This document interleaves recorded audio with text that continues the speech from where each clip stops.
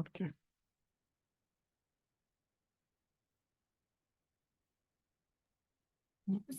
आपको स्क्रीन जय दिखाई दे रहा जिनेंद्र है? सर। हाँ, जय जिन। स्क्रीन दिखाई दे रहा है ना? हाँ, हेलो। बराबर दिखाई दे रहा दिखाई है दे रहा। हाँ, ठीक ठीक। नमो अरिहंताणम, नमो सिद्धाणम, नमो आयरियाणम, नमो वज्रायाणम, नमो लोहे सवसावनम। ओंकार बिंदु संयुक्तम नित्यं ध्यायन्ति योगिनः कामदं मोक्षदं चैव ओंकाराय नमो नमः।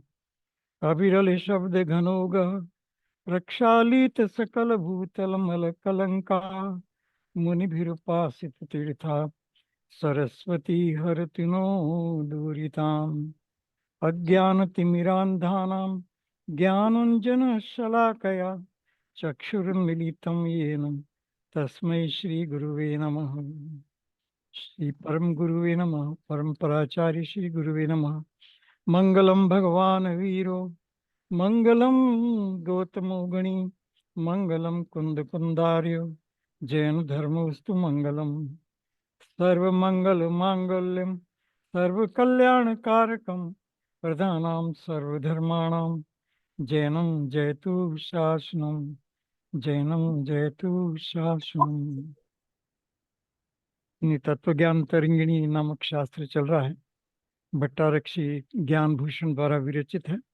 और इसका जो मंगलाचरण है, प्रणम्य शुद्ध चिरूपम सानंदम जगदुत्तमम तल्लक्षणादिकं वंच्मि तदर्थी तस्य लब्धे। मैं शुद्ध चिद्रूप आत्मा को नमस्कार करता हूँ, जो आनंदमय है और जगत में उससे बढ़कर के कहीं आनंद नहीं है। आनंद सर्वोत्तम त्रिजग चिद रूप शुद्ध को कर नमन, कहता उसी के लक्षण आदि तदर्थी तदलब्धि हित। वो मुझे प्राप्त हो जाए, उस भावना से मैं इस शुद्ध चिद्रूप के लक्षण की चर्चा यहाँ पर करता हूँ, ऐसा आचार्य देव कहते हैं। खाली चर्चा के लिए चर्चा नहीं कर रहे हैं, लेकिन वो मुझे प्राप्त हो जाए, शुद्ध चिद्रूप भाव मुझे प्रकट हो जाए, ऐसा भाव करते हैं। तो पिछली बार ये यहाँ तक लिया था हमने, पांचवें श्लोक, छठे श्लोक तक लिया था। छठा श्लोक ये था कि जो महानुभाव शुद्ध चिद्रूप में स्थित है, उसे सम्यक चारित्र शील शास्त्र की प्राप्ति होती है, इंद्रियों का विजय होता है। क्योंकि जैन धर्म में सम्यक दर्शन ज्ञान चारित्र मोक्ष मार्ग ऐसा जो कहा, तो वो इसमें कैसे लगता है, तो वो बता रहे हैं कि जो शुद्ध चिद्रूप का विश्वास करता है, उसमें श्रद्धा करता है, उसका ज्ञान करता है, उसमें लीन होता है, तो सम्यक चारित्र मतलब सम्यक ज्ञान चारित्र आदि सब प्राप्त हो जाता है। शील और शास्त्र भी प्राप्त हो जाते हैं। उत्तम भावना होती है, गुण प्रकट होते हैं, पापों का नाश होता है, परिग्रह का त्याग होता है, अंतरंग विशुद्ध हो जाता है। और इस प्रकार से ये जीव आत्मा का ध्यान करके मोक्ष मार्ग में बहुत जल्दी आगे बढ़ सकता है। ऐसी बात हमने छठी गाथा तक, मतलब छठे श्लोक तक लिया था। अभी आज सातवां श्लोक लेंगे। तीर्थ पुनः उसी बात को आगे स्पष्ट किया है फिर से।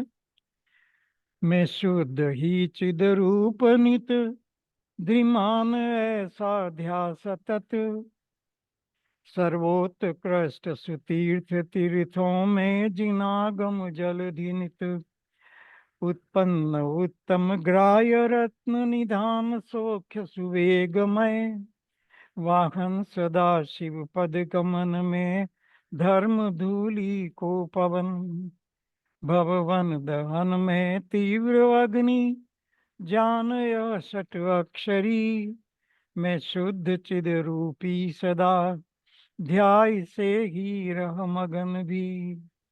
तो शुद्ध चिद रूप का ही निरंतर ध्यान कर, निरंतर इसी का ध्यान करो, ऐसा इस बात में कहिए। क्यों करते हैं, तो यहाँ पर बताते हैं।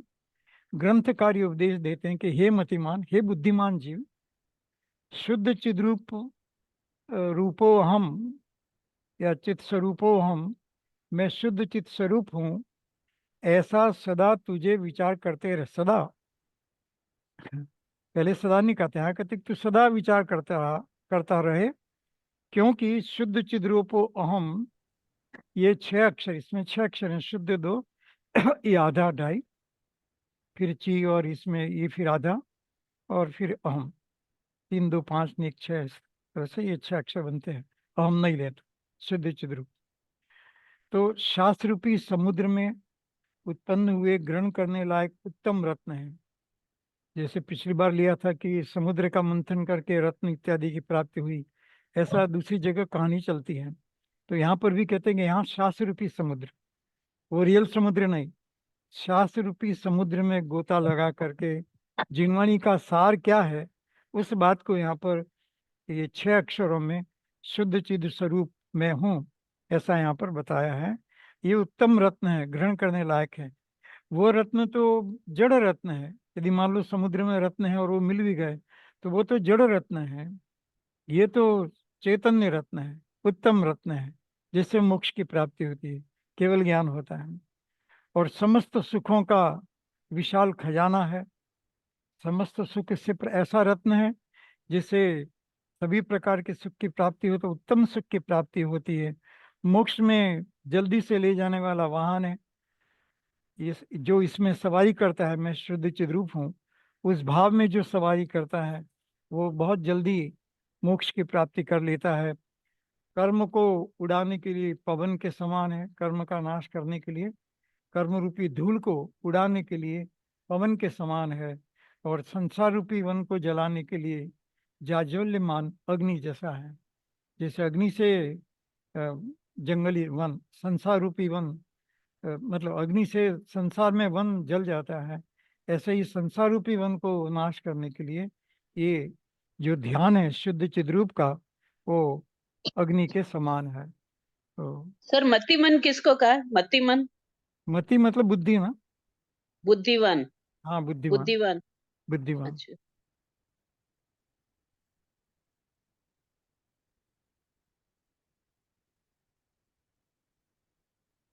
मति मन मतलब बुद्धिमान। बुद्धि। बुद्धिमान जीव तो सदा ऐसा विचार करे, मतलब ये हम्म। बुद्धिमान पुरुष तो यही विचार करेगा। अब जिसने वो समझा नहीं है बात को, फिर दूसरे विचार करता है। अब शुद्ध चिद रूप के स्मरण का फल दिखाते हैं, उसका क्या फल मिलेगा वो बात करते हैं।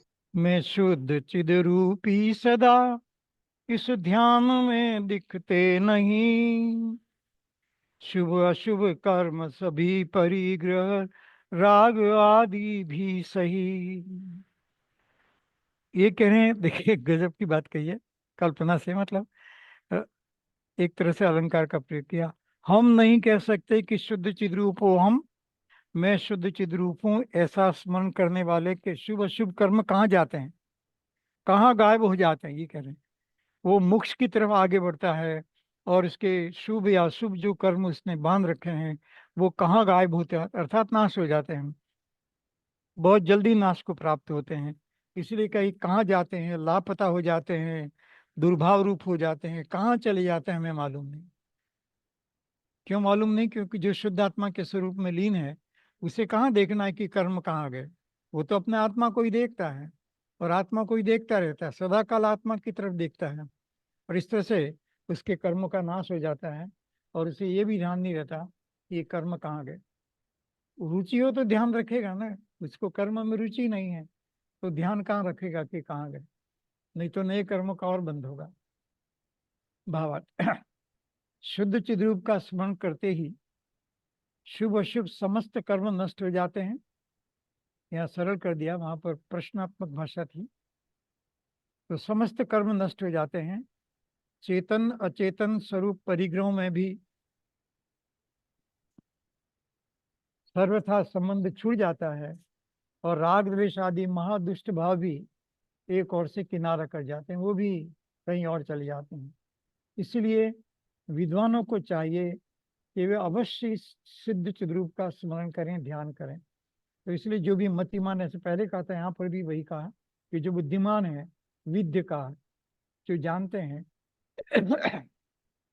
जो बुद्धिमान है, वो लोग इसी का शुद्ध चिद्रूप का स्मरण करते हैं और ध्यान करते हैं, उसको याद करते हैं और याद करके फिर उसका ध्यान करते हैं। अब इस ध्यान करने का क्या फल मिलता है ये बताते हैं। अब ध्यानों में शुद्धात्मा का ध्यान सर्वोत्तम। ध्यान तो अनेक प्रकार के हैं और हम अपने जीवन में भी अनेक प्रकार के ध्यान करते रहते हैं, लेकिन यहाँ ग्रंथकार कहते हैं कि सबसे उत्तम ध्यान यदि कोई है तो वो शुद्धात्मा का ध्यान है, अर्थात शुद्ध चिद स्वरूप का ध्यान है। तो जो चिद स्वरूप का ध्यान है वो ध्यानों में सर्वोत्तम ध्यान है। वो क्योंकि शुक्ल ध्यान हो जाएगा कि हाँ हो जाएगा, चारों प्रकार के ध्यान हो जाएंगे कि हो जाएंगे, क्योंकि इससे बढ़कर के कोई और ध्यान होता नहीं। जो भी उत्तम ध्यान है वो इसी में समा जाते हैं। धर्म ध्यान भी यदि नीचे की श्रेणी में देखा जाए तो धर्म ध्यान भी इसी में समा जाता है। इस तरह से धर्म ध्यान भी इसी में आ जाता है और शुक्ल ध्यान भी इसमें आ जाता है। मोक्ष की प्राप्ति सब कुछ इसी में आ जाता है। इसलिए कहते हैं कि ध्यानों में शुद्धात्मा का ध्यान सर्वोत्तम है, नहीं तो हम प्रकारों में उलझ जाएंगे। ध्यान के प्रकार ही के एक ही प्रकार का ध्यान, उसी ध्यान से आर्त रौद्र खत्म हो जाएगा, धर्म ध्यान होगा और आगे बढ़ करके शुक्ल ध्यान होगा और मोक्ष की प्राप्ति हो जाएगी। तो इस तरह से ध्यान के भेद प्रभेद में जाकर समझना तो चाहिए, समझना सब ठीक है, लेकिन आगे उसका सार कैसे निकालना, तो ये कहते हैं कि एक शुद्ध चिद्रूप का ध्यान करिए। अभी कई उपमाएं देंगे और कहेंगे कैसे सर्वश्रेष्ठ है। ज्यों पर्वतों में मेरु तरुओं में कल्प तरु धातु में, उत्तम सुवर्ण सुज्ञान में केवल ज्ञान चरित में, समता रतन में चिंतामणि गायों में सुरधेनु सदा, कामधेनु सुरधेनु सदा, मनुजों में चक्री आप्त हैं मैं तीर्थंकर अमृत कहा, सब पेय में सब देवगण में इंद्र सर्वोत्तम कहा, सो सभी ध्यानों में परम चिद रूप ध्यान सदा कहा। अब अनेक उपमाएं देते हुए कहते हैं कि जिस प्रकार पर्वतों में मेरू पर्वत सबसे ऊंचा है, मतलब कहेंगे ध्यानों में सबसे उत्तम ध्यान शुद्ध चिद रूप आत्मा का है। वो कैसे उत्तम है, तो कहते हैं कि जगत में अनेक प्रकार की उत्तम चीजों का यहाँ पर मतलब वर्णन किया है और कहा कि जैसे वो उत्तम है वैसे ये भी ध्यानों में उत्तम है। जैसे पर्वतों में मेरू पर्वत सबसे बड़ा है, वृक्षों में कल्प वृक्ष सबसे बड़ा उत्तम है, धातुओं में सोने की कीमत बहुत ज्यादा होती है, पीने योग्य चीजों में अमृत को बहुमूल्य माना है, सर्वोत्कृष्ट माना है, रत्नों में चिंतामणि रत्नों को सर्वोत्कृष्ट माना है, ज्ञानों में केवल ज्ञान को सर्वोत्कृष्ट माना है, चारित्र में समता भाव को उत्कृष्ट चारित्र माना है, और देवों में देव मतलब अनंत देव, अनंत परमात्मा में सर्वज्ञों में तीर्थंकर परमात्मा को ऊंचा माना है, गायों में कामधेनु को माना है, मनुष्यों में चक्रवर्ती राजा उच्च है, देवों में इंद्र महान है। बस ऐसे ही ध्यानों में शुद्ध चिद्रूप का ध्यान ही सर्वोत्तम है। शुद्ध चिद्रूप का ध्यान जो है वो इस जीव को सर्वोत्तम दशा में ले जाएगा। अनेक प्रकार के आप्त में सर, आप्त आपके में मतलब अर्यंत और सिद्ध, आपके में अर्यंत और सिद्ध, सर्वज्ञ, सर्वज्ञ सर्वज्ञ अरंत, सर्वज्ञ। ओके। अरंत हाँ। अरंत है। सिद्धों में तो सब सिद्ध समान है, अरंत में हम थोड़ा भेद कर सकते हैं, अच्छा। क्योंकि तीर्थंकर वो भी अरंत होते हैं, लेकिन वो हाँ। अरंतों में तीर्थंकर महान है, मतलब हम्म। तो अरंत पिताजी और पेय तीर्थंकर का क्या अर्थ है? है। पेय पेय। पेय मतलब पीने की चीजों में, अच्छा, तो गाथा में नीचे है ना। अमृत पीने मिले तो सर्वोत्कृष्ट है ना। अच्छा, पेय पदार्थों में। अच्छा अच्छा, हाँ, पेय बराबर। पदार्थों में पीने योग्य जो पदार्थ हैं, यहाँ अर्थ में आएगा ना, हम्म। देखिए पीने योग्य पदार्थों में अमृत, हाँ। रत्नों में चिंतामणि रत्न, ज्ञान में केवल ज्ञान, चारित्र में समता भाव, ये सब अपने अपने हिसाब से उत्कृष्ट हैं, अपने अपनी कक्षा में, अपने अपने भावों में। ऐसे ही अनंत परमात्मा स्वयं उत्तम है, लेकिन उनमें भी उत्तम तीर्थंकर हैं जिनके उपदेश से लाखों प्राणी संसार सागर तीरते हैं। ऐसे गायों में कामधेनु, देवताओं की जो गाय होती है, कुछ भी इच्छा की पूर्ति, और मनुष्यों में चक्रवर्ती राजा, सबसे धनवान, सबसे संपन्न, शक्तिशाली चक्रवर्ती राजा होता है। या देवों में इंद्र होते हैं। तो वैसे ही ध्यानों में कोई उत्कृष्ट ध्यान है तो वो शुद्ध चिद्रूप का ध्यान है। ध्यानों में शुद्ध चिद्रूप का ध्यान ही सर्वोत्तम है। उससे बढ़कर के और कोई जगत में ध्यान नहीं है। वो लोग कहते हैं ना, ये ध्यान करो, वो विपास, यार अनेक प्रकार के ध्यान लोग बातें करते हैं। कोई किसका ध्यान करो, अपना अपना दृष्टि से कुछ ही बोलते हैं। यहाँ कहते हैं कि कुछ भी नहीं। उत्कृष्ट ध्यान शुद्धात्मा का ध्यान है, शुद्ध चिद्रूप का ध्यान है। उससे बढ़कर के और कोई ध्यान होता नहीं। कोई मंगल भावना गाइए, कोई सर्वज्ञ क्या नहीं, जगत का कल्याण हो ऐसा यज्ञ करो, ऐसा अनेक प्रकार की भावना करते हैं। यहाँ कहते हैं कि नहीं, ध्यान यदि हो तो शुद्ध चिद्रूप का ध्यान, क्योंकि इससे बढ़कर के कोई ध्यान नहीं है। कि शुक्ल ध्यान जनरली उत्तम माना जाता है कि यही शुक्ल ध्यान का प्रकार है, यही धर्म ध्यान का प्रकार है। धर्म ध्यान के 4 भेद, शुक्ल ध्यान के 4 भेद, ये सभी उसी में आ जाते हैं। वो सभी उसी की वैरायटी है, शुद्ध आत्मा के ध्यान की, शुद्ध चिद्रूप के ध्यान की। इसलिए सब ध्यानों में सर्वोत्कृष्ट है। शुद्ध चिद्रूप को समझ कर उसका ध्यान किया तो सब ध्यान हो गए, बेस्ट से बेस्ट ध्यान हो गए। और जो आर्त रौद्र ध्यान जिसको बुरा मानते हैं, वो ध्यान कहाँ गायब हो जाते हैं, हमें ध्यान नहीं, ऐसा आचार्य कहते हैं। उसी को फिर यहाँ का भावार्थ में, पर्वत अन्य पर्वत मेरु पर्वत, वृक्षों में अन्य वृक्ष कल्प वृक्ष, अन्य धातु स्वर्ण, अन्य पीने योग्य पदार्थ। ये कह रहे हैं कि उसकी हम तुलना ही, आदि की तुलना नहीं कर सकते। वो सर्वोत्कृष्ट हैं जो एग्जाम्पल दिए। उसी प्रकार अन्य पदार्थों का ध्यान देखिए। अन्य पदार्थों का लोग क्या क्या ध्यान करते हैं, कोई बिंदी का ध्यान करता है ना, कोई योगा का ध्यान करता है, अनेक प्रकार से लोग ध्यान करते हैं। कोई कहते हैं मस्तक के बीच में जो बिंदु है उस पर ध्यान कीजिए, कोई कहता आत्मा शून्य उस पर ध्यान कीजिए, अनेक प्रकार। कोई कहता सांस पर ध्यान दीजिए।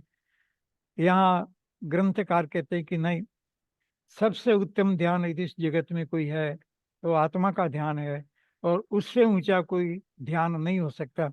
कदाचित दूसरे ध्यान भी हैं तो वो बहुत ही लो कैटेगरी के हैं, उनसे केवल ज्ञान की प्राप्ति नहीं होगी, उससे मोक्ष की प्राप्ति जीव को नहीं होगी। छोटा मोटा शरीर का कोई फायदा हो सकता है। तो इस तरह से इस ध्यान को सर्वोत्तम ध्यान कहा है। जैसा हमने पहले भी कहा था और बार बार कहेंगे, इस ग्रंथ में सब चीजों में से उत्तम ये है, ये बताया है। तो अभी ध्यानों का प्रकरण चला तो ध्यानों में ही उत्तम है, व्रतों का प्रकरण चलेगा तो व्रतों में ही उत्तम व्रत है।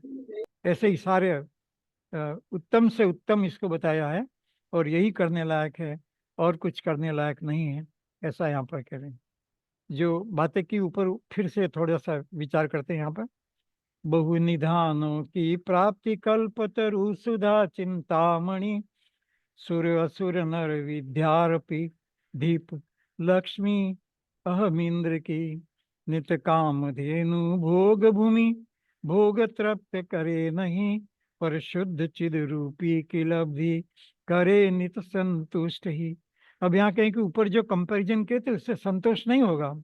मेरू पर्वत को देख करके आप संतोष नहीं कर सकते, आत्मा का संतोष नहीं होगा।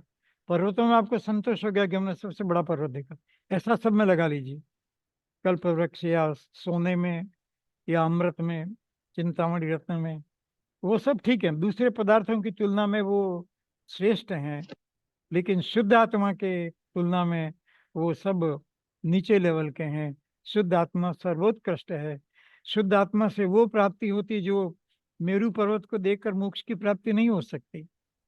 कल्प वृक्ष को देख करके देव इत्यादि तो होते हैं, लेकिन वो मोक्ष में नहीं जा सकते। ऐसे ही सब, अमृत पी करके देव हो सकता है, लेकिन अमृत पी करके मोक्ष में नहीं जाता है।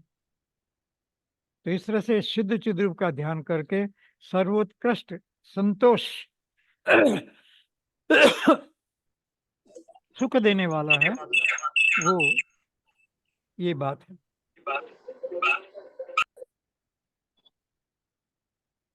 तो इसकी गाथा अर्थ करते हैं। यद्यपि अनेक प्रकार के निदान खजाने में, कल्पवृक्ष कोई खजाना हो, इसमें सब चीजें हों, कल्पवृक्ष हो, कामधेनु हो, अमृत हो, सब एक साथ मिल जाए, नहीं, चिंतामणि रत्न हो, सूर असुर नर, विद्याधरों की लक्ष्मी, भोग भूमि के भोग, अमिंद्र के भोग, उसकी सारी लक्ष्मी, ये सब मिलकर के भी संसार में जो सुख पैदा नहीं करा सकते, ऐसा सुख शुद्ध आत्मा के स्मरण से होता है, शुद्ध चिद्रूप के स्मरण करने से होता है।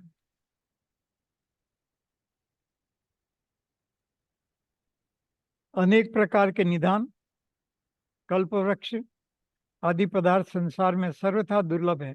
ये चीजें भी मिलती नहीं है, कल्पवृक्ष कहाँ मिलता है, खजाने कहाँ मिलते हैं, कामधेनु अमृत ये सब जगत में मिलते नहीं है। पर फिर भी यदि वो मिल जाए तो उनसे जो सुख नहीं होगा, उससे भी बिल्कुल अनंत गुना ज्यादा, अनंत गुना भी कहना ठीक नहीं लेकिन कह देते हैं, उससे भी अनंत गुना ज्यादा परम उत्कृष्ट पारमार्थिक सुख आत्मा के ध्यान से मिलता है। इन सब का मिलकर के जो सुख है वो भी एक आत्मा के सुख के बराबर नहीं है। शुद्ध चिद्रूप के ध्यान से जो सुख मिलता है उसके बराबर नहीं है। और इसीलिए प्रसन्न हो जाइए और इस शुद्धात्मा के तरफ देखिए, शुद्धात्मा का ध्यान कीजिए, उसका स्मरण कीजिए, अनंत सुख की प्राप्ति जीव को होगी। फिर कहते हैं कि यदि ये मिल भी जाए तो थोड़े काल के लिए ही संतोष हो सकता है। ये सदा के लिए बीमार हो गए तो सब धन वन क्या करेगा, निदान भी क्या करेगा, महल क्या करेगा। राजा महाराजा सब महलों को छोड़कर मरते हैं कि नहीं मरते हैं, कितना दुख होता होगा। यदि एकत्र बुद्धि हो तो बहुत दुख होता होगा। सोने के महल ऐसा सब कुछ छोड़ करके, रानियों को भी इतना वैभव होता होगा, उस सब छोड़ करके मरना पड़ता है। तो कहने का मतलब यदि वो सुख है तो भी थोड़े काल के लिए है, जो भी सांसारिक सुख है वो चला जाता है, लेकिन शुद्ध आत्मा का जो ध्यान करता है उससे सुख मिलता है, वो कभी इसका नाश नहीं होता, सदा काल बना रहता। गजब, अनंत काल तक एक बार समझ लिया और आत्मा के सुख का रसास्वादन कर लिया, टेस्ट कर लिया, तो वो अनंत काल तक चलता है।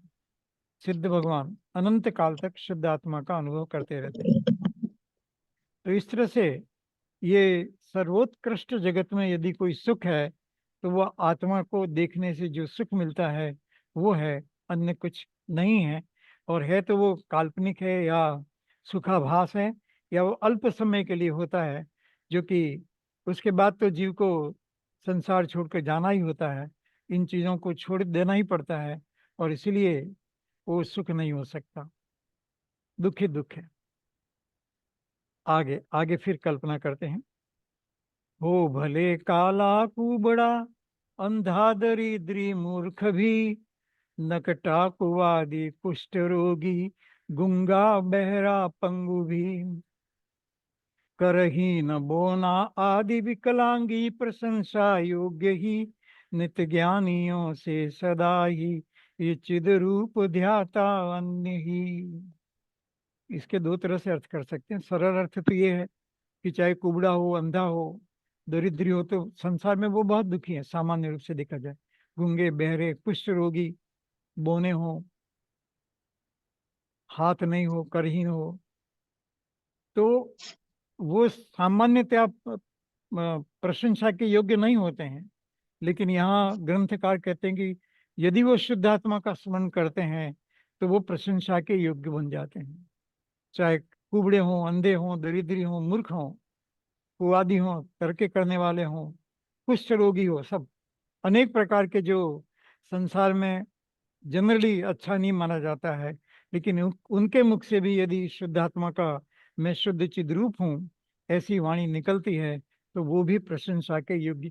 वैसे उनमें कोई प्रशंसा योग्य चीज नहीं है, कुष्ठ रोगी इत्यादि को, लेकिन यदि उनके मुख से, उनके भाव में शुद्धात्मा का भाव बसता है तो वो भी प्रशंसनीय है, वो भी आगे मोक्ष में जाने वाले हैं, वो भी सम्यक दृष्टि हैं। मतलब इस तरह से ये बात को समझना है। देखिए अर्थ कैसे किया है। जो पुरुष शुद्ध चिद्रूप की चिंता में रत है, जो शुद्ध चिद्रूप का ध्यान करता है, सदा शुद्ध चिद्रूप का विचार करता है, वो चाहे काला हो, कबरा बूचा मर कबरा हो, अंधा हो, बोना हो, कुबड़ा हो, नकटा हो, कुशब्द बोलने वाला हो, हाथ रहित हो, ठूंठा हो, गूंगा हो, लूला हो, गंजा हो, दरिद्र हो, मूर्ख हो, बहरा हो, कोढ़ी हो, कोई भी क्यों ना हो। ये तो कुछ उदाहरण दिए। कैसा भी संसार में जो अच्छा नहीं माना जाता है, ऐसा उसको हो, तो भी विद्वानों की दृष्टि में वो प्रशंसा के योग्य है। क्योंकि वो जो जीव आज भले किसी रोग से पीड़ित, आज संसार में उसको हीन मानते हैं, लेकिन वो शुद्धात्मा का स्मरण करता है तो वो आगे जाकर के मोक्षगामी है, वो मोक्ष में जाएगा, 2-4 भव में मोक्ष में चला जाएगा। तो इसलिए ज्ञानी लोग तो उसकी प्रशंसा करेंगे, उसकी निंदा नहीं करेंगे। उसके रोग के कारण या शरीर की दशा के कारण या अंग उपांग न होने के कारण उसकी निंदा न करके उसकी प्रशंसा। कौन प्रशंसा? ऑर्डिनरी जीव नहीं, ज्ञानी विद्वान लोग, जो आत्मज्ञानी हैं, वो लोग तो उसी की प्रशंसा करेंगे जो शुद्ध आत्मा का ध्यान करता है या शुद्ध आत्मा का विचार करता है। कैसा कंपैरिजन दिया है, बहुत अलग तरह का कंपैरिजन दिया है। ये सब बीमारी तो पिछले जन्म के कर्म से आई है। हाँ, बस अब कर्मों वो से आई अगर और शुद्ध थोड़े शुद्ध समय रहने चिद्रूप वाली है, का चली ध्यान, जाएगी। हाँ, अब शुद्ध इस चिद्रूप का ध्यान कर रहा है तो सब उसकी कोई वो नहीं है। हाँ, बराबर है, सही बोल। और कदाचित ये है तो भी इस जन्म में भी जा सकती है, भविष्य में तो हाँ, शरीर के साथ ठीक हो तो जाएगी। जाएगी, इस ठीक जन्म में भी ठीक हो सकती है। ठीक हो जाएगी। लेकिन ये शुद्ध आत्मा का जो भाव है वो सदा काल शाश्वत अनंत काल तक उसके साथ रहेगा और जीव को अनंत सुखी बना देगा। ये जो बीमारियां हैं या कुरूपना है, वो तो थोड़े समय के लिए है। और जिसके कंठ में मैं शुद्धात्मा हूं ऐसा बच गया, तो ये बात भी बहुत ज्यादा समय तक नहीं टिकेगी। उसी को फिर भावार्थ में कहा है, क्योंकि शैली अच्छी थी कि समझ में ना आया, तो इसलिए और क्लियर किया है। चाहे मनुष्य कुरूप हो या निर्धन ही क्यों न हो, यदि वो गुणी है तो अवश्य ही उसके गुणों का आदर सत्कार होता है। किंतु रूपवान हो, धनी हो, लेकिन गुण नहीं हो, तो उसका कोई मान नहीं करता। ऐसे ही कुबड़ा, अंधा, लंगड़ा आदि होने पर भी यदि कोई पुरुष शुद्ध चिद्रूप में रत है तो अवश्य आदरणीय दिखे। अंधा हो, लूला हो, लंगड़ा कोई भी हो, अपाहिज हो किसी तरह का, लेकिन वो उसके मुख से शुद्ध चिद्रूप की बात चलती है या वो समझता है कि शुद्ध चिद्रूप क्या होता है, तो वो अवश्य आदरणीय योग्य है। क्यों? क्योंकि वो गुणी है। वो शरीर के गुणों को नहीं देखा जाता है या अवगुण, वो आत्मा का गुण है कि वो अपने आत्मा के स्वरूप को समझ रहा है, शुद्ध स्वरूपी में हूँ ऐसा समझ रहा है, शुद्ध चिद्रूपों में हूँ ऐसा वो समझ रहा है। वो तो महान गुण है और इसलिए वो गुणी है। और अन्य मनुष्य चाहे वो सुंदर हो, सुडोल हो, धनवान भी क्यों ना, देखिए साफ कर दिया लास्ट लाइन में। वो वो गुणी है जिसने शुद्ध आत्मा का स्मरण किया। और अन्य कोई मनुष्य चाहे सुंदर हो, सुडोल हो, बहुत अंग प्रत्यंग सब बहुत सुंदर हो, और धनवान भी क्यों ना हो, यदि वो शुद्ध चिद्रूप के ध्यान से शून्य है, देखिए, शुद्ध चिद्रूप के ध्यान से शून्य है, तो वह कदापि प्रशंसा के योग्य नहीं गिना जाता। वो प्रशंसा के योग्य नहीं है। शुद्ध चिद्रूप का ध्यान करे वही प्रशंसा के योग्य है, ऐसा इसका भाव कहा। मतलब कहने का भाव ये था कि दुनिया में ये दशाएं होती हैं जीव की पूर्व कर्म के उदय से, तो लेकिन जो शुद्ध चिदात्मा स्वरूप का स्मरण करता है वो अत्यंत महिमावान है। और ज्ञानी भी उसकी प्रशंसा करते हैं, भगवान भी उसकी प्रशंसा। ज्ञानी में भगवान तो क्या करेंगे, लेकिन भाव ये है कि केवल ज्ञान में भी ऐसे जीवों की महिमा आ जाएगी। अब उसी महिमा को फिर से दूसरे शब्दों के द्वारा कहते हैं। नित जीव के कर्मों की संख्या केवली ही जानते, वे भी चले जाते सभी चिद्रूप शुद्ध के ध्यान से। कि कितने भी कर्म हो, ये जो कर्म बनते हैं आप सब जानते हैं, पहले लिया था कि एक समय प्रबंध में अनंत कर्म के परमाणु, अनंत अनंत अनंत अनंत कर्म के परमाणु आकर आत्मा के साथ चिपक जाते हैं, अर्थात बंधु को प्राप्त होते हैं, जाते भी हैं, और इस तरह से चलता है। लेकिन उससे 1.5 गुने परमाणु फिर भी बने रहते हैं। तो यहाँ ये कह रहे हैं कि ये इतने परमाणु हैं जीव के, और उसको हम गिन नहीं सकते, केवल ही भगवान के ज्ञान में ही आते हैं। हम तो खाली बात करते हैं कि अनंत परमाणु होते हैं, अनंत को हम गिन नहीं सकते।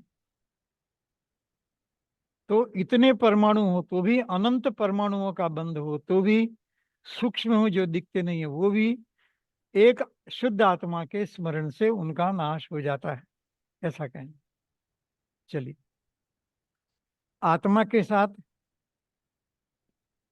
कितने ही कर्म के रेणु वर्गणाओं का संबंध होता है, इसलिए वर्गणा कहा। मतलब अनंत परमाणु, सरल भाषा में समझ लीजिए, गणना नहीं कर सकते, इतने हैं, इनका संबंध होता है। इस बात के सिवा केवली के अन्य कोई भी मनुष्य गणना नहीं कर सकता। अब अनंत हैं तो कितने हैं, तो अनंत की गणना तो हम क्या करेंगे। छद्मस के तो कल्पना के बाहर भी है। हम अनंत शब्द बोल सकते हैं, लेकिन वास्तव में अनंत को समझ नहीं पाते हैं। मतिशुद्ध ज्ञान में अपना जितना ज्ञान है उतना समझते हैं। तो वे परंतु न मालूम शुद्ध चिद्रूप की चिंता करते ही वे अगणित भी कर्म वर्गणाएं कहाँ लापता हो जाती हैं। वह अनंत कर्म के परमाणु जो आत्मा के साथ बंधे हुए हैं, अनंत काल से बंधे हुए हैं और निरंतर बनते रहते हैं, वो भी शुद्ध आत्मा के ध्यान से कि मैं एक शुद्ध आत्मा, उसमें सब आ गया, उसमें केवल ज्ञान आ गया, उसमें सब कुछ आ गया, आत्मा का अनुभव आ गया, सब कुछ आ गया। तो ये कर्म भी नाश को प्राप्त हो जाते हैं, ऐसा यहाँ पर कहा है। आत्मा के साथ देखिए, यहाँ अनंत शब्द का प्रयोग किया इसलिए, आत्मा के साथ अनंत वर्गणाओं का प्रति समय बंध होता रहता है, हर समय अनंत वर्गणाएं आती हैं। अनंत परमाणु भी नहीं कहा, अनंत वर्गणा का, वर्गणा मतलब परमाणु का झुंड का झुंड, ऐसे अनंत झुंड प्रति समय बंद होता रहता है, जिनको केवली के सिवा अन्य कोई जान देख नहीं सकता। परंतु शुद्ध चिद्रूप की भावना से आत्मा के साथ किसी भी कर्म वर्गणा का संबंध नहीं होता। जो शुद्ध चिद्रूप का स्मरण करता है, उसको भावना करता है, जो उसको समझता है, जो इसी को महिमावंत मानता है, ऐसे जीव के ये कर्म भी नहीं बनते। कार्माड वर्गणा भी गायब हो जाती हैं स्लोली या फास्ट, जैसी जैसी जीव की साधना। कहने का भाव कि कितने भी कर्म स्ट्रांग क्यों ना बंधे हुए हों, लोग कर्म काटने के लिए कोई दान देता है, कोई मंदिर बनवाता है, कोई और अनेक प्रकार के पशुओं को रोटी भोजन देता है, अस्पताल खुलवा, क्या क्या नहीं करता। लेकिन यहाँ कहते हैं कि उस सबसे उस जीव का कल्याण होगा, कोई गारंटी नहीं है। स्वर्ग इत्यादि जा सकता है, आगे क्या होगा कुछ कह नहीं सकते। लेकिन जो सिद्ध चिद्रूप का ध्यान करेगा, उसके अनंत कर्म का नाश होंगे, ऐसा केवली भगवान के ज्ञान में भी आता है, ऐसा अर्थ उसका करेगा। अनंत कार्मान वर्गणाएं भी जिनका प्रति समय बंध होता रहता है, वो बंध को प्राप्त नहीं होती किस जीव के, जो शुद्ध चिद्रूप का ध्यान करता है। आत्मा के साथ किसी भी कर्म वर्गणा का देखो एक भी नहीं बनती है, नया कर्म बंध नहीं होता जिसने शुद्ध चिद्रूप आत्मा को समझ लिया है। समय सार इत्यादि में कहा ना, सम्यक दृष्टि के ज्ञानी के कर्म का बंध नहीं होता, मात्र वो ज्ञाता दृष्टा रहता। वही यही ज्ञाता दृष्टा रहता, मतलब शुद्ध चिद्रूप के भाव में रहता है, मैं ज्ञायक हूँ उस भाव में रहता है, तो कर्म बंध नहीं होता। तो आप समय सार जो शास्त्र कह रहा है, और यदि अल्प कहीं होता भी होता तो गिनती का नहीं है। वो अनंत कर्म वर्गणाओं के सामने यदि छोटा मोटा कर्म बंद होता है तो वो गिनने लायक नहीं है। जैसे करोड़ों रुपयों को चुका दे और 1 रुपया न चुकाए तो उसको नहीं चुकाया, वैसे सिद्धांतिक कर्म के हिसाब से ठीक, गिनती के हिसाब से ठीक है, लेकिन वास्तव में देखा जाए तो उसकी कोई गिनती नहीं है, बस ऐसी ही बात है। उनके बंद नहीं होता, इसीलिए सम्यक दृष्टि के बंद नहीं होता। ये बात शास्त्र में जो कही है वो उस अपेक्षा से कहने में आती है। आगे लेते हैं, बहुत गजब की, बहुत ऊंचा उठा करके बात कही है। पहले तो ऊंचा ध्यान और ऐसा कहा, यहाँ ध्यान का, यहाँ सब कर्म का नाश करने की शक्ति यदि किसी में है तो इसमें है, और किसी में है ही नहीं। कोई यूं सोचता कि कोई दूसरा करके भी हम कर्म का नाश कर देंगे, नो, ये कहना है। कोई व्रत तप करके या कोई दान दया करके या गरीबों की, ये सब सामान्य रूप से हमारे सब जैन परिवारों में ये बात चलती है, दान दे दो, कल्याण कर दो, श्रावक का कर्तव्य है, भूखे को रोटी दे दीजिए। दीजिए, जो करना वो करिए, लेकिन शुद्ध चिद रूप का ध्यान नहीं करोगे तो गड़बड़ होगा, उससे कोई फायदा होने वाला नहीं है। छोटा मोटा फायदा हो गया तो भव सागर से नहीं तीर सकते।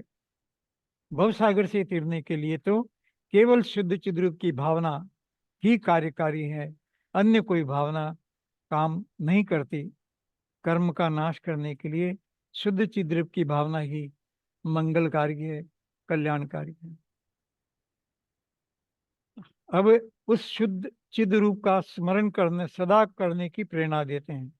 ग्रंथकार कहते हैं कि अरे, जब ऐसी महान चीज है तो हे जीव, तू क्यों नहीं इसका बारंबार स्मरण करता है। वही बात कहते हैं, वह निजात्मा चिद रूप शुद्ध प्रतीक्षण ध्याओ सदा, इसमें मगनता से सभी कर्मों का क्षय हो ही सदा। होगा ही। जो शुद्ध चिद अपने आत्मा को शुद्ध चिद रूप देखता है, प्रतिक्षण उसका विचार करता है, वो अपने भगवती आराधना लिया तो ऐसा लगा था कि जैसे बहुत कुछ करना पड़ेगा, बहुत कुछ करना पड़ेगा। इसलिए उस भाव को सरल करने के लिए ग्रंथ लिया अपनों कह रहे कुछ नहीं करना, केवल एक शुद्ध आत्मा का ध्यान करना, वही मरण समाधि है। उसमें सब आ जाएगा, सब अपने आप छूट जाएंगे। तो यहाँ कहा कि वह निजात्मा शुद्ध चिद्रूप प्रतिक्षण ध्यान कीजिए, इसमें मगनता से सभी कर्मों का क्षय हो जाएगा। श्रेणी चढ़ने की और सारी बात कही अपने, तो सब श्रेणी चढ़ जाएगा और कर्म का नाश अपने आप हो जाएगा। ऐसा तरीका, जैसे वो ऐसे कोई उदाहरण तो कंपैरिजन के लायक होता नहीं है, लेकिन फिर भी वो पाकिस्तान के कितना भी भारत पर आक्रमण किया, लेकिन वो अंदर एंटर नहीं कर पा इंडिया में। उनके जो भी अटेंड करने वाले जो ड्रोन्स भी थे हैं। ड्रोन्स ड्रोन हाँ, तो ड्रोन्स ड्रोन ड्रोन, बराबर है, हाँ ड्रोन्स।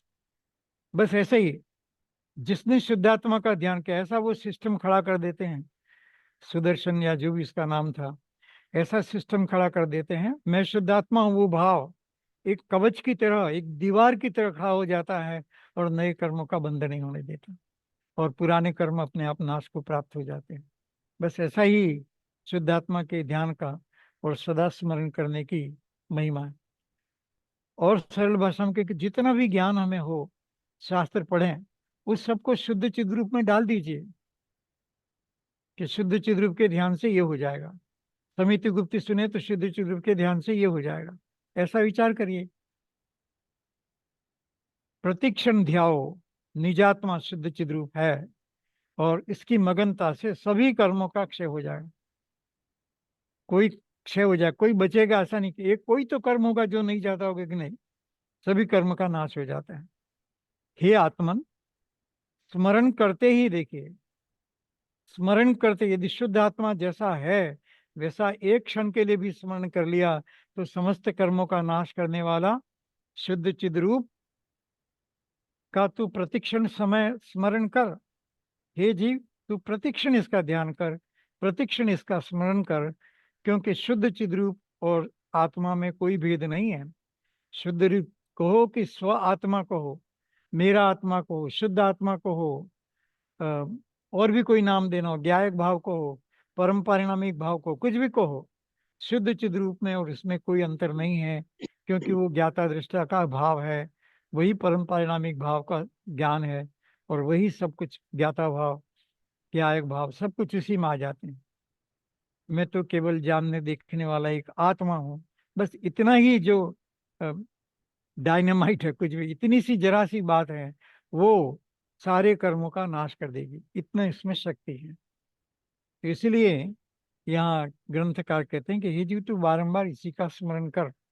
अन्य का स्मरण क्यों करता है, क्यों अपना समय बर्बाद करता है दूसरी बातों में। शुद्ध चिद्रूप का स्वरूप को समझो। उसका स्वरूप है कि मैं जानने देखने वाला हूँ, राग द्वेष कर्म इत्यादि मेरे में नहीं है। ऐसा भेद ज्ञान करके जीव शुद्ध आत्मा का ध्यान करता है, वो ध्यान करते करते उसको मोक्ष की प्राप्ति हो जाएगी और सब कर्मों का नाश हो जाएगा। मतलब क्या, जैसे ऑल इन वन, मतलब ऐसा सब कुछ हो जाएगा, कुछ नहीं होगा ऐसा नहीं। सब तपस्या आ गई, कहाँ तपस्या आ गई, शुद्ध चिद्रूप के ध्यान में सब कुछ आ गया। 4 प्रकार की आराधना की बात की थी कि 4 प्रकार की आराधना भी इसमें आ गई। द्वादशांग वाणी आ गई कि हाँ, द्वादशांग वाणी का सार भी इसमें आ गया। दृष्टिवाद है ना, तो बस सार भी इसमें आ गया, ऐसा है। इसलिए हे जीव, किसी तरह से तू अपने शुद्ध स्वरूप का स्मरण कर, उससे तेरे सब कार्यों की सिद्धि होगी। आगे, इसका स्मरण ही सर्वोत्कृष्ट स्मरण। देखिए, और कोई दुनिया में याद करने लायक ही नहीं, किसका स्मरण करें? अपने पुराने जीवन का वो तो एक कथा है, उसमें कोई दम नहीं है। हम यहाँ नहीं थे तब भी ये दुनिया थी, और हम यहाँ नहीं रहेंगे तब भी दुनिया तो चलेगी। तो हमने दुनिया में आकर किया क्या? कि नहीं नहीं, मैंने ये किया, मकान बनाया, ये उसमें क्या दम है? मकान बनाने वाले तुम अकेले ही नहीं हो, सारी दुनिया बनाती है, और एक से एक आलीशान मकान बनाती है। ऐसे ही कुछ भी, मैंने अस्पताल खोला है, तो अस्पताल, दुनिया में करोड़ों अस्पताल हैं। इसलिए अपना समय भले खुलवाया तो खुलवाया, कोई बात नहीं है, लेकिन उसके ध्यान में, उसके विचार में, हे जीव तू अपने आप को मत लगा, तुझे उससे कोई फायदा नहीं होगा। अंग दान कर दूं मरते समय, क्या करूं? ये बहुत छोटी छोटी बातें हैं जिनका कोई मतलब नहीं है। मतलब करो कि न करो, उससे कोई मोक्ष नहीं होता है। वो छोटा छोटा 1 रुपये की कमाई के बारे में सोचता है, और दुनिया में कहता है मुझे करोड़ों कमाना है। धर्म में 1 1 रुपये की कमाई करता है। ऐसे छोटे पुण्य से कोई जीव का भला होने वाला नहीं है। सर्वोत्कृष्ट, ऑल इन वन, मैं शुद्ध चित्त स्वरूप हूँ, ऐसा जो ध्यान सर्वोत्तम कितनी बार का, अगली गाथा में भी वही बात आती है। मैं शुद्ध चिद रूपी सदा, स्मृति सर्वोत्तम कही। यदि याद रखने लायक है तो इसको याद रखो, तो तुम्हारी स्मृति बेस्ट है। लोग कहते हैं मेरे को सब याद रह जाता, सब बेकार है। शुद्ध आत्मा याद नहीं रहा और अन्य सब कुछ याद रहा, तो वो सबके सब बेकार है, जीरो, कोई वैल्यू नहीं उसकी। संसार के लोग तारीफ कर देंगे, और उसको पुरानी बात भी याद है, हम 10 साल पहले उनके घर गए थे, उस समय क्या खाना खाया था वो भी इनको याद है। उससे उसकी वैल्यू क्या है? उन भावों की राग द्वेष बढ़ाने के अलावा, कर्म का बंद कराने के अलावा क्या वैल्यू है इन भावों की? तो यहाँ कहते हैं कि यदि तुझे कोई एक चीज याद रखनी है जो कि बहुत सरल है, तो हे जीव तू ये याद रख कि मैं शुद्ध आत्मा हूँ, शुद्ध चिद्रूपो स्वरूपो हम, ऐसा तू विचार कर। ये सर्वोत्कृष्ट है, इससे बढ़कर के कोई और याद करने वाली बात नहीं है। कि मैं भक्तामर याद करूं, कर लो भाई, कोई बात नहीं, अच्छी बात है। नहीं हुआ तो भी अच्छी बात है, कोई बात नहीं है। शुद्ध आत्मा का स्मरण करो।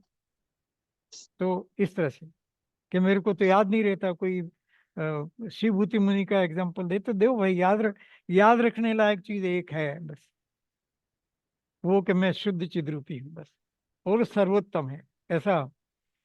और कुछ पाठ रट लेना ना, वो रटो तो बहुत अच्छा, कोई दिक्कत नहीं है, कोई हम उसकी बुराई कर रहे हैं ऐसा नहीं समझना, लेकिन वो एनफ नहीं है। जैसे कोई 1000 रुपया कमाए तो जीवन यापन के लिए एनफ नहीं है, या दिन में कोई 100 रुपया कमाए तो भी, जिस तरह का जीवन आज लोग जीते हैं, और सेल फोन भी चाहिए, वो भी चाहिए, वो भी चाहिए, तो जी नहीं सकता। बस ऐसे ही बात है। मोक्ष के लिए जो शुद्ध आत्मा का भाव चाहिए, तो ही मोक्ष मार्ग में आगे बढ़ सकता है। वो भाव बाहर के दया दान व्रत तप इत्यादि में नहीं हो सकता। ऐसा भाव करके फिर वो क्रिया करे तो करे, तो उसका उसको फल मिल सकता है। चलिए, लेकिन ये एक ही करने लायक है, और कोई करने लायक नहीं है। थोड़ा कभी बुरा टाइप लगेगा, ऐसा है, लेकिन वास्तव में गंभीरता से विचार करेंगे तो सत्य यहाँ लिखा है ना। मैं तो अपनी तरफ से बोल नहीं रहा हूँ।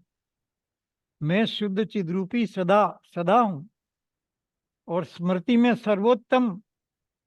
शुद्ध चिद्रूप का स्मरण करना वो सबसे बड़ा स्मृति शक्ति है। इनकी स्मरण शक्ति बहुत तेज है। अरे भाई, तेज है तो शुद्ध आत्मा का ध्यान करो, उसको याद रखो, उसको कभी मत भूलो, तो स्मरण शक्ति तेज है। नहीं तो ऐसे ही है संसार। इसके अलावा अन्य कुछ उत्तम सुना देखा नहीं। कहते हैं कि आचार्य कहते हैं, लिख मत ऑथर, कि इससे उत्तम कुछ जगत में सुना भी नहीं और देखा भी नहीं। ज्ञानियों के क्या कहें, ज्ञानियों के परिवेश में या ज्ञानियों की बातों में एक शुद्ध आत्मा के अलावा अन्य कोई चीज सुनी या देखी नहीं जाती, क्योंकि यही सर्वोत्कृष्ट है, यही साधना है, यही आराधना है, यही मोक्ष मार्ग है, यही तपस्या है, यही व्रत है, यही समिति गुप्ती है, सब कुछ यही है। चलिए क्या लिखते हैं आचार्य।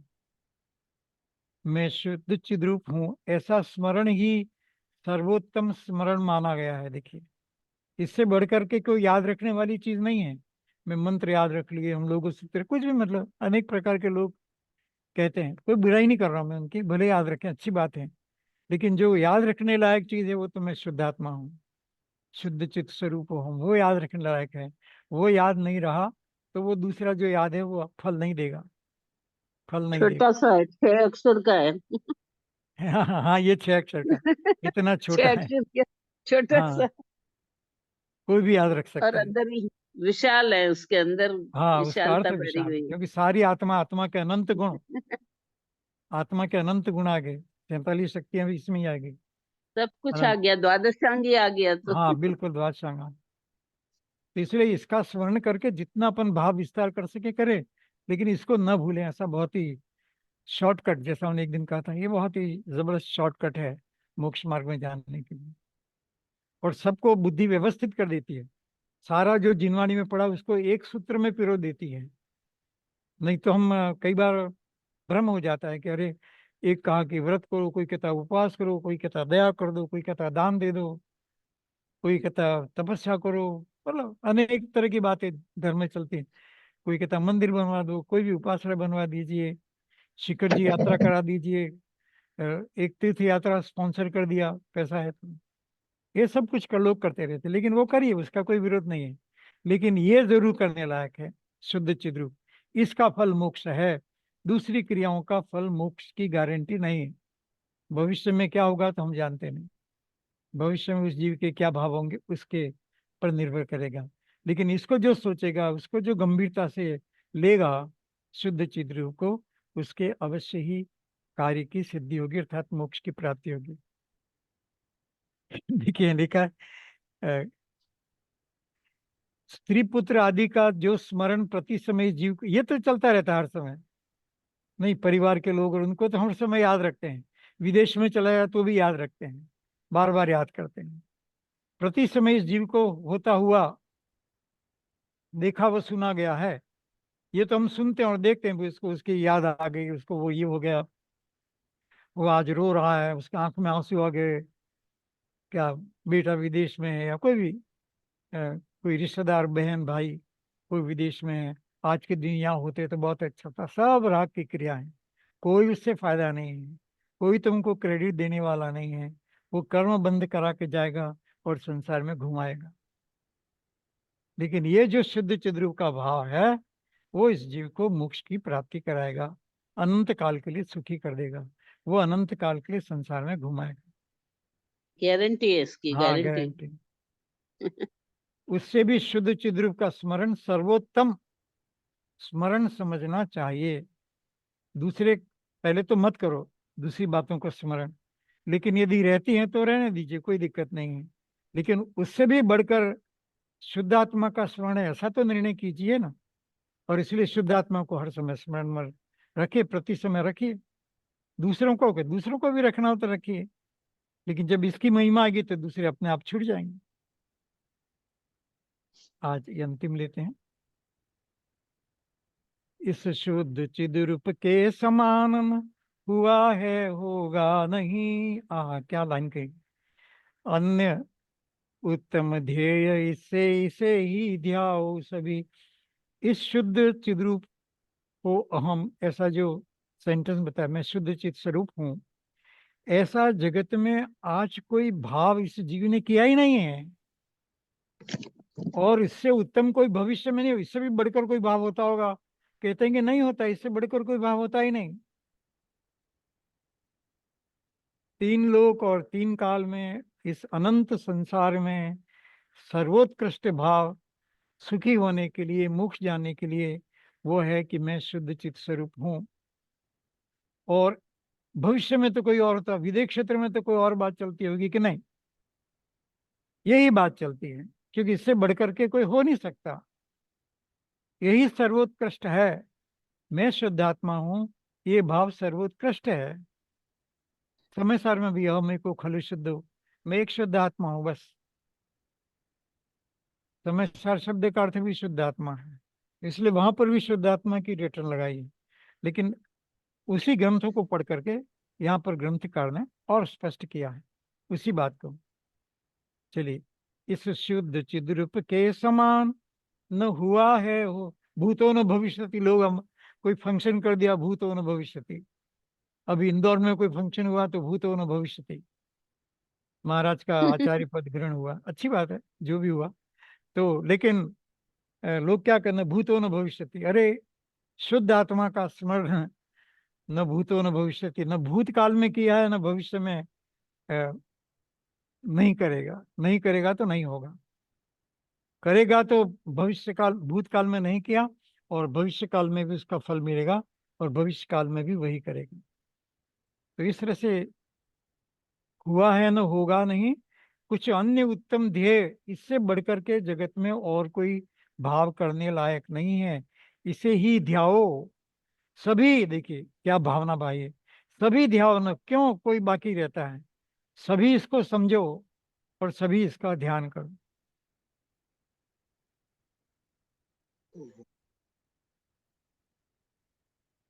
अर्थ सरल है, शुद्ध चिद्रूप के समान उत्तम और ध्येय ध्यानने योग्य पदार्थ कदाचित कहीं भी ना हुआ। देखिए कहीं भी इससे बढ़ करके विदेह क्षेत्र में या स्वर्गों में या नरकों में या पशु गति में या मनुष्य गति में, कहीं पर भी इससे बढ़ करके योग कोई भाव, क्या गजब है, आप सब समझ रहे होंगे मेरा ख्याल है।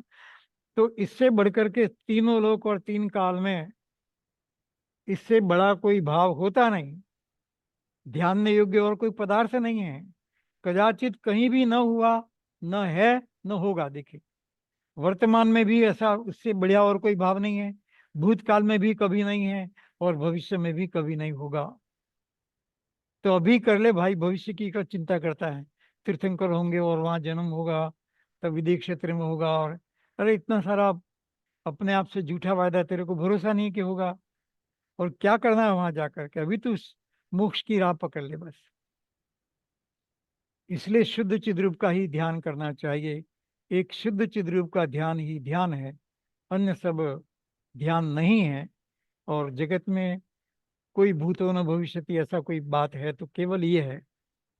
यदि आज हमने इस बात को इस महिमा के साथ सुना तो न कभी भूतकाल में इसकी महिमा की थी हमने, न वर्तमान में इससे कोई अच्छा भाव है, न भविष्य में भी इससे बढ़िया कोई भाव नहीं होगा। उस भाव की इतनी महिमा की है, और इसलिए हे जीव तो इतना उत्तम भाव करके अपने, इसलिए शुद्ध चिद्रूप का ही ध्यान करना चाहिए। शुद्ध चिद्रूप का ही ध्यान कर, अन्य ध्यान मत कर। इस तरह से यहीं स्टॉप करते हैं, आगे भी वही कहेंगे। मोक्ष प्राप्ति का एकमात्र केवल एक उपाय है, वो ये है, वो अब फिर रहेंगे। चलो।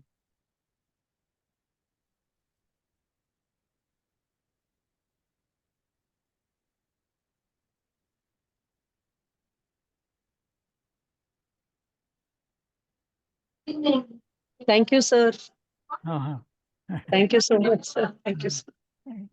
बहुत सुंदर है सर, एक से बढ़कर एक श्लोक है सर। हाँ एक क्या गजब है। बहुत आनंद आ रहा है सर। हाँ और आज सरल भी। फ्राइडे हाँ क्लास में भी बोला था सबको, तो सबने कहा लिंक भेजना। रियली सर, आपने इतने साल हमें क्यों नहीं पढ़ाया सर, ये बहुत सुंदर है सर। आपके घर में बुक आपने पहले क्यों नहीं पढ़ी?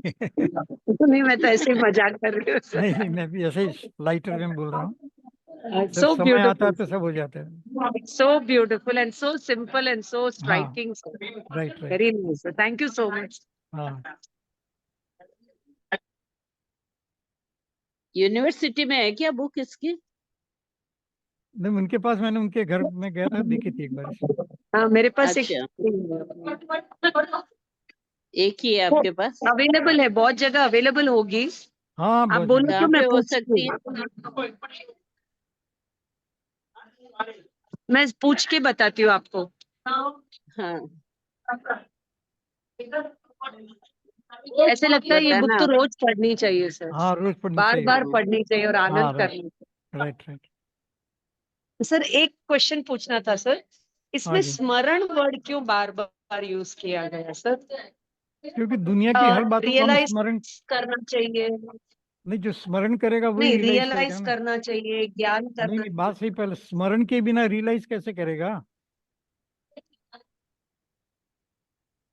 स्मरण तो रखे ना। भुला स्मरण दोगे मतलब तो ज्ञान कैसे में होगा? नचाना। हाँ स्मरण यानी नहीं, ज्ञान भुला में नचाना। हाँ वही तो, स्मरण भी ज्ञान की तो पर्याय है, मतशुद्ध ज्ञान की तो पर्याय है स्मरण। नहीं, भाव भाव अंदर तक चले जाते हैं सर। हाँ हाँ हाँ। इसको मिलन करने से बाहर। भाई, किसी भी बात को एक बार याद करने से सारा सीन हमें याद आ जाता है ना। कोई बाहर रहता है, बेटा बेटी ऐसा कहते ही हमें याद आ जाता है, शिखर जी ऐसा कहते ही सारा सीन हमारे ज्ञान में आ जाता है। या महावीर भगवान ऐसे कहते ही हमें सारे धर्म की बात याद आ जाती है, तो वो उसका स्मरण जरूरी है। हर जगह शास्त्र में स्मृति नमति अ, सोभियति मुक्ति में ऐसा चलता है, बार बार हर जगह आता है। जो स्मरण करता है स्तुति करता है, स्तुति भी क्या स्मरण ही है। जी जी। सर, सामायिक पाठ। बेटा बेटी को हम जानते हैं इसलिए स्मरण करते हाँ, तो इसको भी जान जान कर स्मरण कीजिए, जान लीजिए और हैं। स्मरण कीजिए। शुद्ध चिद रूप को जानते ही हैं सर। हाँ, तो वो ज्ञान करा रहे हैं ना, पहले और एक ज्ञान कराया। Question sir. नहीं नहीं, बराबर है, हाँ। इसलिए ज्ञान कराया ना, कि मैं ज्ञाता दृष्ट आत्मा हूँ, ऐसा ज्ञान कराया। और जब ज्ञान कराया तो उसको समझ के याद रखिए, और क्या कर सकते। सर, और और एक क्वेश्चन सर। एक हाँ लाइन और बोल बोलिए देते सर, हैं बोलिए। पहले प्रश्न में, कि जानना देखना तो हम कर ही रहे हैं ना हर समय। हम्म। जानना देखना कर रहे हैं, बस इसमें राग से मत देखो और राग से मत जानो, बस इतनी सी तो बात है। अभी जो में ज्ञान हो रहा वो राग में हो रहा, कहीं से लाना नहीं है, कहीं से कोई उत्पत्ति नहीं होगी ज्ञान की। उसी ज्ञान में बस वही करना है कि ये राग द्वेष नहीं है, मैं मात्र जानने वाला हूँ, वही ज्ञायक शब्द है। बराबर सर। हम्म। वही गेयों के इम्प्रेशन को कम करेगा और हाँ एक दिन खत्म करेगा। हाँ, गेय में गेयों के इम्प्रेशन को उलझे। कम हाँ करेगा और फिर खत्म बराबर। करेगा। हाँ, पहले ये माने कि ये गेय जानने लायक नहीं है, फिर भले अपने आप खत्म हो जाएगा। जैसे परिक्रम में समय सार की सर, गाथा है ना, 34 और ऐसा, कि जगत में कोई चीज मेरी नहीं है, तो प्रत्याख्यान हो गया, ज्ञान प्रत्याख्यान हो गया। फिर वो एक एक करके छोड़ेगा तो चलेगा। नवी मज्ज किंची भी। हाँ, तो पहले तो ये निर्णय होना चाहिए ना, सर, वो एक और महान निर्णय। क्वेश्चन है सर कि हाँ बोलिए। हाँ ठीक है सर।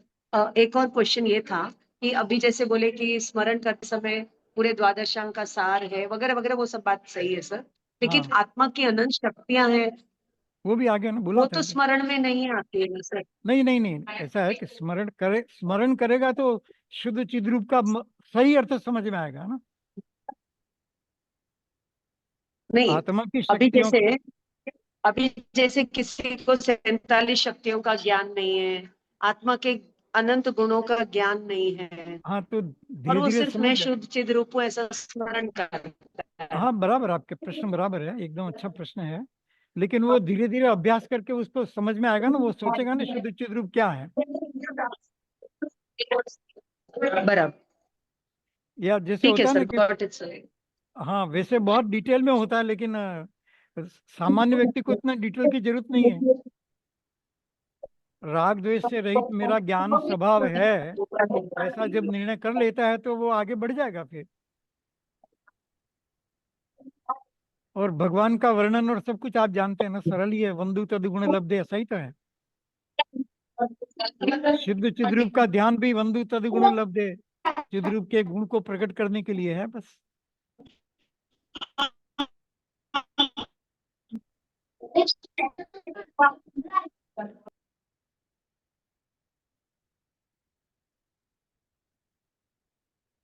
और कोई?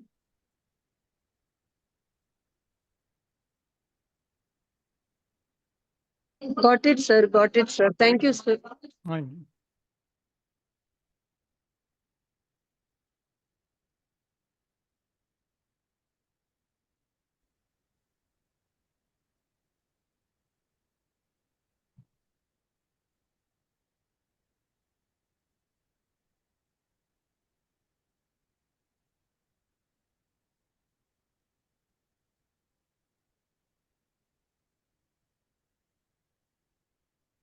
सर जिनवाणी स्तुति करूं सर? हाँ हाँ, नहीं ये थोड़ा हम इसको, हाँ बोलिए बोलिए, कोई बात शुद्ध द्रुपहम शुद्ध नहीं, पहले स्तुति कर लीजिए फिर ये बोलो। निज निधि निज में निज में बताई, बताए यह अनंत उपकार है, उपकार उसके उसके लिए जिन लिए वाणी माँ को को वंदना शत बार है, वंदना शत बार है। अब इसका स्मरण करते हैं जो अभी बताया था।